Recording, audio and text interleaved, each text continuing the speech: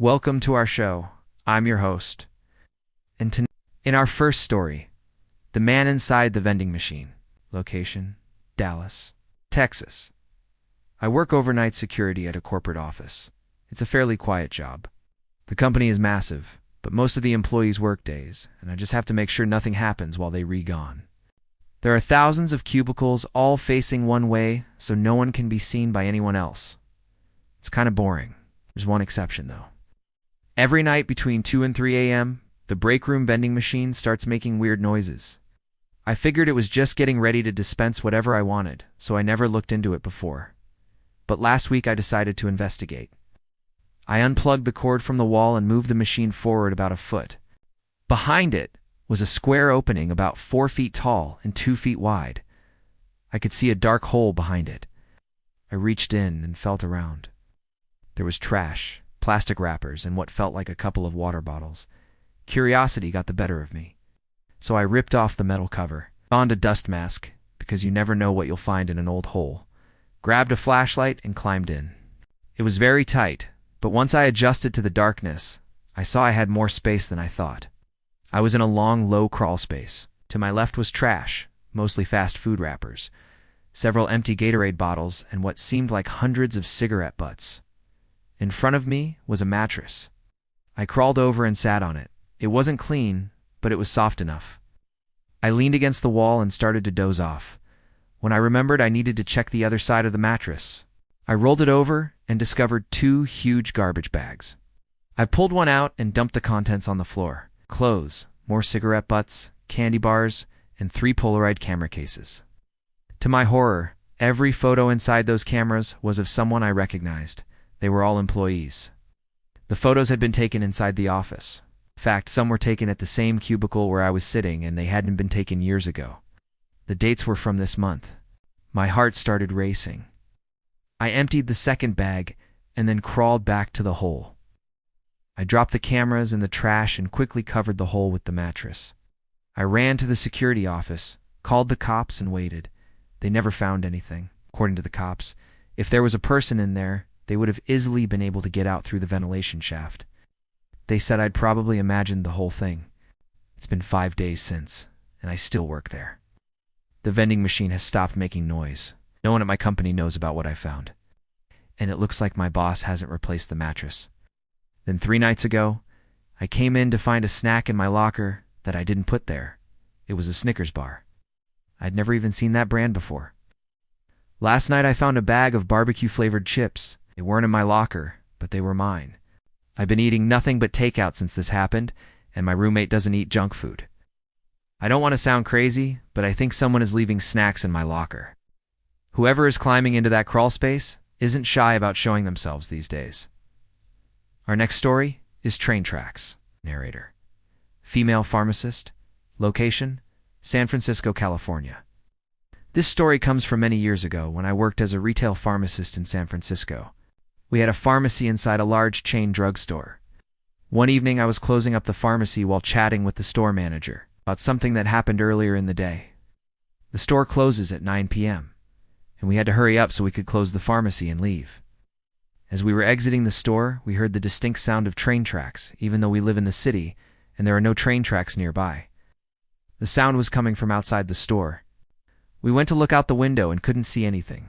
The sound was getting louder, and we could feel the ground vibrating beneath our feet. The store's emergency generator kicked on, and the lights flickered. Then the ground shook violently. The lights went out, and the store alarm sounded. The sound outside was now deafening, and it seemed like the building was going to collapse. I ran to the back room where we kept the heavy steel boxes filled with lead for our X-ray machines. The store manager yelled, "What are you doing?" I replied, taking cover. He didn't seem to understand how serious the situation was, and he followed me into the back room. Moments later, the roof caved in and bricks rained down on us. We took cover under the lead boxes while the earthquake lasted. After what felt like an eternity, the shaking stopped. The store manager and I looked at each other and then at the ruined ceiling. He said, "I call the repair guy on Sunday. Go ahead and lock up." And that's all he said. He didn't say a word about the earthquake. Did he not believe it had happened? Did he think I was imagining things? I gathered my things and locked up the store. No one from corporate ever contacted me to see if I was okay. I didn't hear from them again until Monday morning when the district manager called to ask why I hadn't opened the store on time. I quit that job the next day. It's happened more than 20 years ago, and I still get freaked out when there's thunder. And our final story is behind the shower curtain. Narrator, female, waitress, location, Wisconsin. Worked as a waitress in a small town in Wisconsin. It was my first job and I was only 16 years old. I remember this one customer who was always alone. He was middle-aged and never spoke to anyone except the waitress. He'd sit in the booths and read the newspaper. I'm not sure if he lived in the area or if he was passing through. I didn't pay much attention. One evening, I was closing up the restaurant. The night before, this guy had ordered a hamburger and fries, but he left before finishing his meal. I tossed his uneaten burger and fries in the garbage. The next day, I was getting the restaurant ready to open when I noticed the garbage bags were full and needed to be taken out. I put on a pair of gloves and started tying the bags shut. The kitchen door was open, so I stepped through so I could throw the garbage in the dumpster. A man suddenly popped out and asked, "Are you looking for something?" I jumped and dropped the garbage bags. I stared at him in shock. He had a greasy apron on and a chef's hat. He was also holding a spatula. I realized he must have been hiding behind the shower curtain in the bathroom. That's why I hadn't seen him. Slowly approached me and said, "You dropped these." He handed me the garbage bags. "Wait," I said, "did you take my garbage out last night?" "Yeah."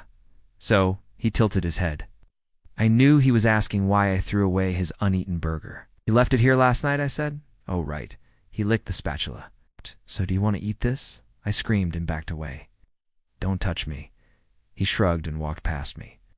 That was the last time I saw him. I quit that job the following week. Thank you all for watching. If you like this content, please follow for more updates. Also hit the bell icon so you're notified every time a new video goes up. And remember, don't read the comments. This happened to me during finals week of my sophomore year of college. So I'd been cramming in the library for weeks, pulling all-nighters, trying to stay focused so I wouldn't fall behind. The night before the final paper was due, I decided to stay late so I could get an early start. I was one of the last people left in the library when it hit 1 a.m. The library closed and the security guards started doing their rounds. I had forgotten to bring my laptop charger, so I had to use one of the public computers to print out the introduction to my paper. So I logged in.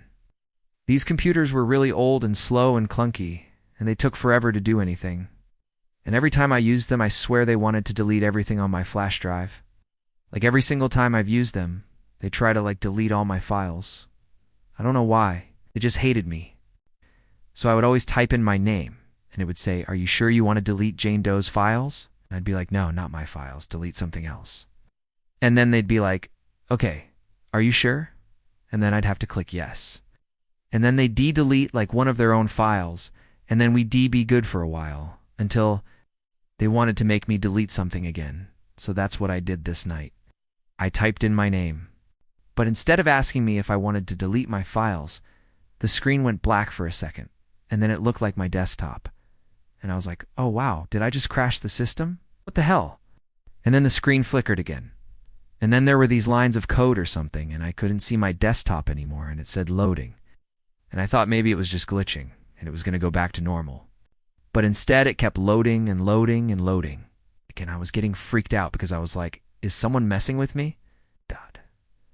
But I couldn't even shut it down because it wasn't letting me. It wasn't giving me any options. And finally, it stopped loading, and it showed me a desktop background, but it wasn't my desktop. It was a different computer's desktop. And then I saw the icons for the local drives and stuff, and none of it was familiar. And I tried to click on the trash can to close the program, but it wouldn't let me. And then suddenly, a window popped up that said network connection lost. Reconnecting. Which meant nothing because I wasn't even connected to the network. I was offline. There was no way I could be losing connection when I was literally plugged into the wall. And then the window disappeared, and the only thing I could see now was the desktop background and the clock in the corner. And the clock was flashing. It just wouldn't stop flashing, and it was 1:08 a.m. I started freaking out. I tried to hold the power button, but nothing happened. And I tried the start button, but it just sort of flashed, didn't do anything. Tried hitting the escape key because you can restart the computer by doing that, but it didn't work. I was like, what is happening? Is this a virus? Somebody controlling this computer? How is this possible? And then I saw something move on the screen. At first I thought it was just some kind of glitch, but then I realized it was a CCTV feed. It was live. It was from inside my dorm room. I could see my bed. I could see my desk. I could see my bookshelf. I could see the door. And the door was open. And I thought, how is this possible? Because it's a library computer. This should be some other random person's camera. Why is it mine?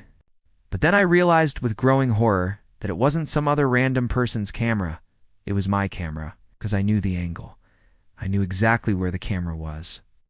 I'd hung it above my desk when I moved into my freshman year dorm. But I'd taken it down when I moved into my sophomore year dorm, because I'd gotten a new one. I had taped the cord to the back of the desk, so it wouldn't get caught on things. An ID put the camera in its box and tucked it under my bed. I didn't have any cameras set up in my room, and yet this computer was somehow showing me a live feed from the camera in my room. And then I saw someone walk through the door. He was tall, and he was wearing a hoodie.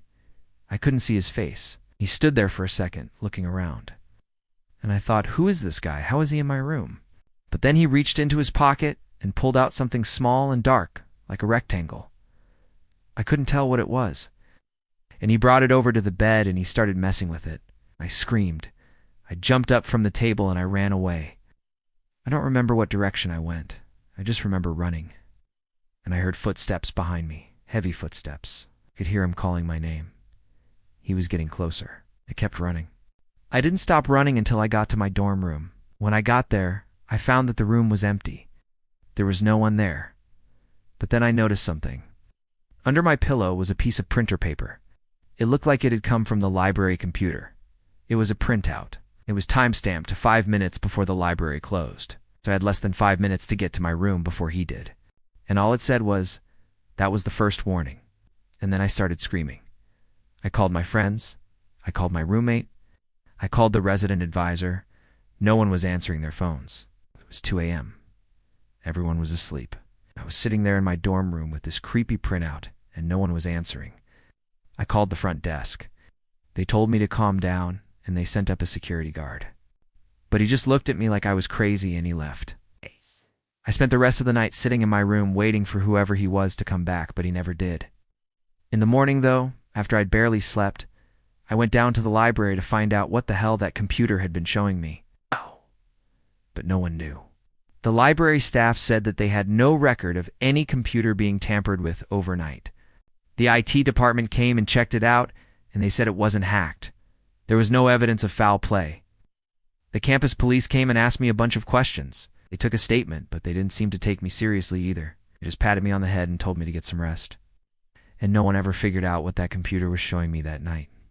To this day, I'm still not sure. Is it a coincidence that the CCTV footage happened to be playing on the screen? Or was it a warning from whatever was watching me? Because I know for a fact that I didn't have any cameras set up that night. Welcome to my channel. Today we are back at it again with more scary Airbnb horror stories, so let's get into it. In today's story, we are going to be reading from an anonymous user. The Airbnb mirror that watched me sleep. I was in Portland, Oregon on a business trip and decided to book a quiet Airbnb for the weekend so I could focus on writing. The address was in a residential neighborhood, and the pictures looked nice. I was excited to check it out. When I arrived, it was cute and cozy, but there was no record of my reservation anywhere. I called the number provided by Airbnb, and the host finally picked up on the third ring. He sounded irritated and asked what I wanted. I explained that I was supposed to be checking in, and he told me to just let myself in, and that the key was under the welcome mat. That was weird, but whatever. I went inside. It was clean and well decorated, if a little bit sparse on the furnishing. The only thing in the living room was a TV, a couch, and a table. There wasn't even a chair. The kitchen was small and only had a microwave and mini fridge. I didn't need anything fancy, so I just unpacked and started working. A few hours passed and I was getting hungry, so I stopped to order some takeout. When I returned, I noticed that the door had been left wide open, and it was freezing outside. I closed the door and continued working. As evening approached, I went to the bathroom sink to wash my face. As I turned off the tap, I saw that there was a handwritten note in the mirror. It read, "Turn off all lights when you leave the room." I thought that was odd, but I must have been tired because I shrugged it off and went to bed. I woke up early, ate some breakfast, and kept working. Around noon, I heard a knock at the door. Startled, I hid my face behind the curtain to see who it was. I saw a man and a woman standing on my porch. They were both holding keys. I quickly retreated from the window.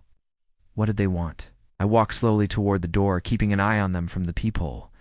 They knocked again, then rang the doorbell. Still, I didn't answer. Eventually, they walked away.